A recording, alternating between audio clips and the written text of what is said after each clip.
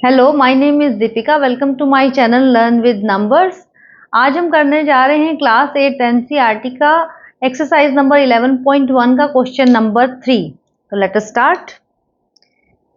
What question says is in question 2 about if one part of red pigment required 75 ml of base, how much red pigment should we mix with 1800 ml of base. अब देखो, इस question की information के हिसाब से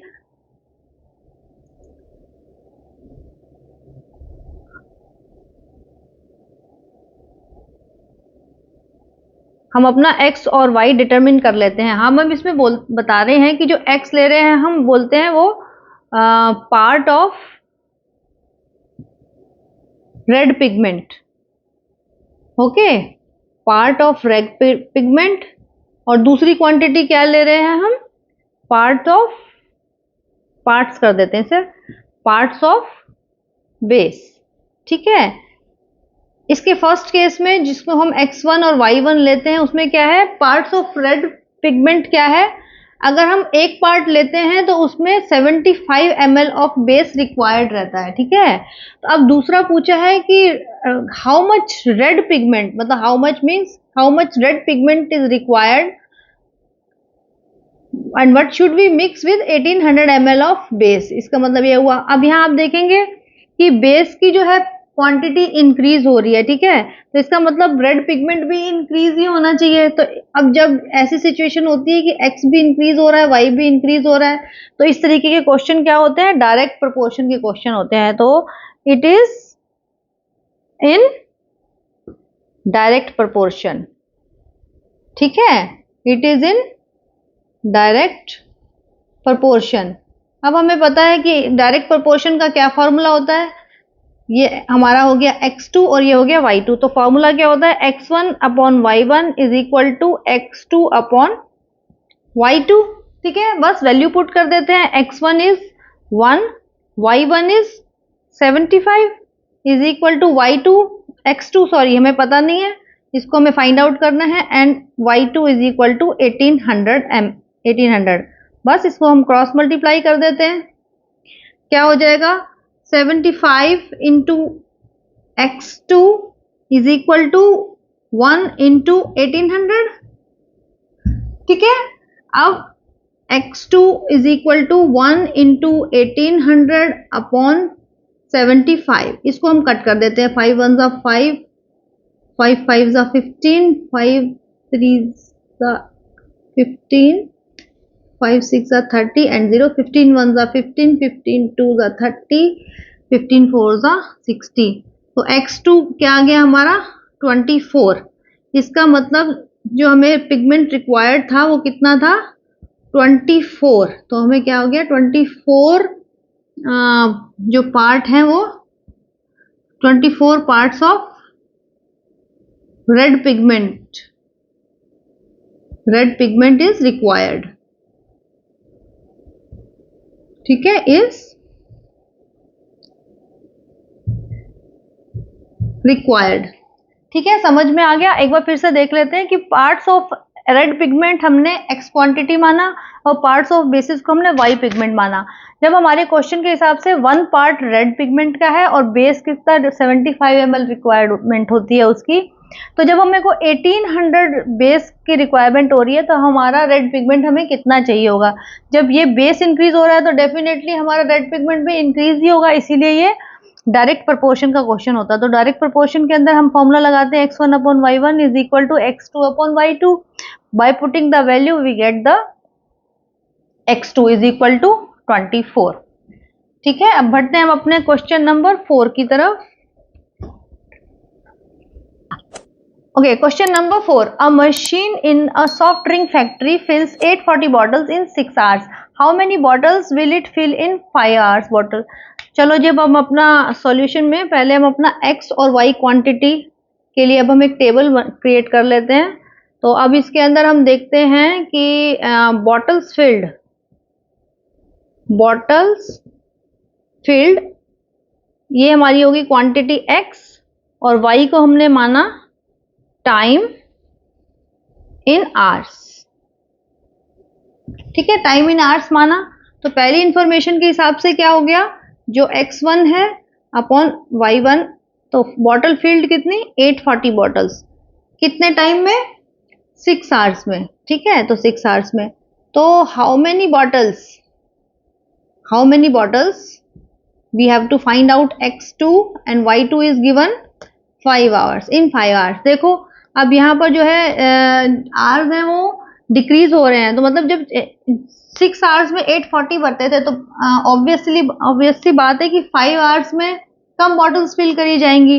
तो देखो x जब y डिक्रीज हो रहा है और तो x भी डिक्रीज हो रहा है, जब दोनों डिक्रीज होते हैं तो फिर ये किसका क्वेश्चन हो गया, फिर से डायरेक्ट प्रोपोर्शन का क्वेश्चन हो गया। इट इज इन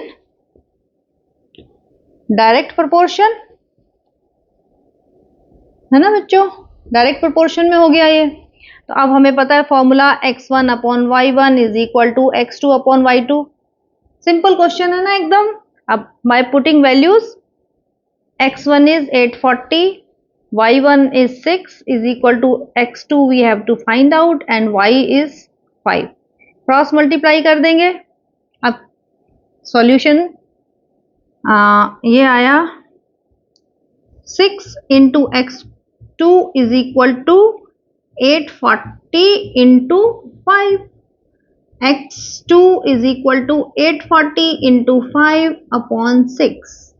कट कर देंगे, 6 1 जा 6, 6 4 जा 24, 0 x2 इज इक्वल टू 14 5 जा 70 एंड 0 मीन्स x2 हमारा क्या आ गया 700।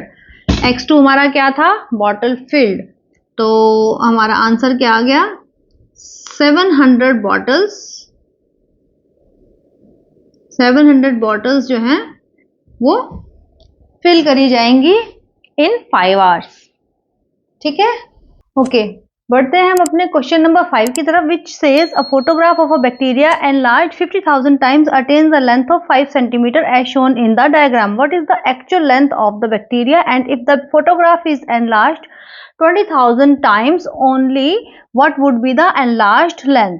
तो अब देखो हमें पता है कि जो बैक्टीरिया होता है वो एक माइक्रो ऑर्गेनिज्म है, तो हमें वैसे तो हमें दिखाई नहीं देता, तो हमें उसको माइक्रोस्कोप के नीचे जब हम देखते हैं तो हमने उसके 50,000 टाइम्स उसको हमने बड़ा किया, तब जाकर के हमें 5 सेंटीमीटर का दिखाई दिया। सोचो अगर उसको जैसे 1 टाइम्स मतलब एक्चुअल जितना है वो एक बार में ही वो कैसा दिखाई देता है 1 टाइम में, तब उसकी लेंथ कितनी होगी, यही पूछा है कि what is the actual length of the bacteria. तो सबसे पहले हम यही वाला सॉल्यूशन निकाल देते हैं। तो अगर 50,000 टाइम्स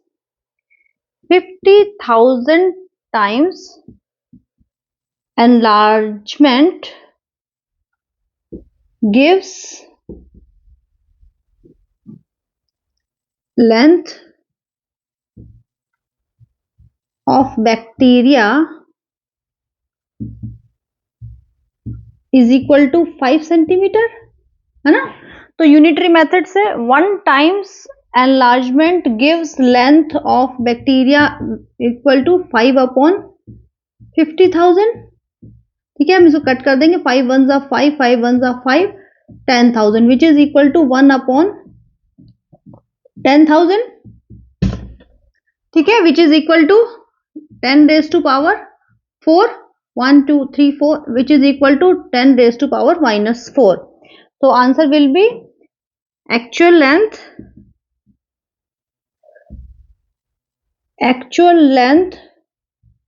ऑफ द बैक्टीरिया जो था, वो एक्चुअल लेंथ ऑफ बैक्टीरिया जो था 10 रेज टू पावर -4 क्या रहा होगा सेंटीमीटर, ठीक है। अब सेकंड हमें क्वेश्चन पूछा है what would be the if the photograph is enlarged 20,000 times only what would be its enlargement length। तब अब हम इसका, ये हमारा फर्स्ट पार्ट था, अब हम इसका सेकंड पार्ट करेंगे। फिर से हम अपनी एक टेबल को ड्रॉ करेंगे। टेबल हमने ड्रॉ कर ली,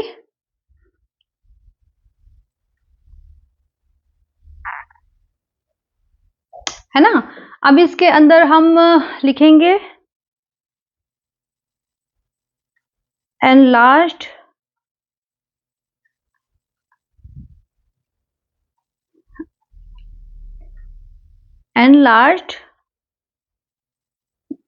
टाइम्स और इधर लिखेंगे लेंथ ऑफ बैक्टीरिया। तो अगर हमने 50,000 टाइम्स अगर हमने उसको एनलार्ज किया है तो लेंथ ऑफ द बैक्टीरिया कितना हुआ हमारा 5 सेंटीमीटर। अब पूछा है कि अगर 20,000 हम टाइम्स कर देंगे तो हमारा बैक्टीरिया की लेंथ फिर कितनी हो जाएगी। देखो अब हम इस क्वांटिटी को मान लेते हैं x और इस क्वांटिटी को मान लेते हैं y। तो ये हो जाएगा हमारा x1 और ये हो जाएगा हमारा y1 और ये हो जाएगा x2 और ये हो जाएगा y2। देखो जैसे हम एनलार्जमेंट बढ़ाते हैं कम करते हैं तो उसका जो साइज भी हमें कम छोटा दिखना शुरू हो जाएगा ना। तो ये कैसा क्वेश्चन हुआ हमारा डायरेक्ट का। तो डायरेक्ट में हम लगाते हैं, आपको फिर से ये लिखना पड़ेगा, इट इज इन, सॉरी थोड़ा सा हम लिख देते हैं, it is in direct proportion, है ना। तो प्रोपोर्शन में उसका फॉर्मूला होता है x1 upon y1 is equal to x2 upon y2 which is equal to हमारा x1 क्या है 50,000, ठीक है बच्चों, और y है हमारा y1 है हमारा 5 इज इक्वल टू x2 है हमारा 20,000 और y2 we have to find out. फिर से अब हम यहाँ पे क्रॉस मल्टीप्लाई कर देंगे तो 50,000 into y2 will be equal to 5 into 20,000 and y2 will be equal to 5 into 20,000 upon 50,000, है ना। ऐसा ही होगा जब हम इसको कट करेंगे 4 0 से 4 0 कैंसिल हो जाएगी, 5 से 5 कैंसिल हो जाएगा, y2 इज इक्वल टू 2। इसका मतलब जो लेंथ होगी हमारी कितना हो जाएगा, बैक्टीरिया की लेंथ कितनी हो जाएगी 2 सेंटीमीटर हो जाएगी। जब हम एनलार्जमेंट उसका 50,000 से 20,000 टाइम्स ओनली कर देंगे तो हमारी बैक्टीरिया की लेंथ कितनी दिखाई देगी हमें 2 सेंटीमीटर, ठीक है। तो अगर आपको ये सारे क्वेश्चन समझ आए हों और आपको मेरा पढ़ाने का तरीका अच्छा लगा हो तो लाइक करो, शेयर करो और सब्सक्राइब करो मेरे चैनल को, ऐसे और भी मैथ्स के नए नए वीडियोस देखने के लिए, ठीक है। Thank you.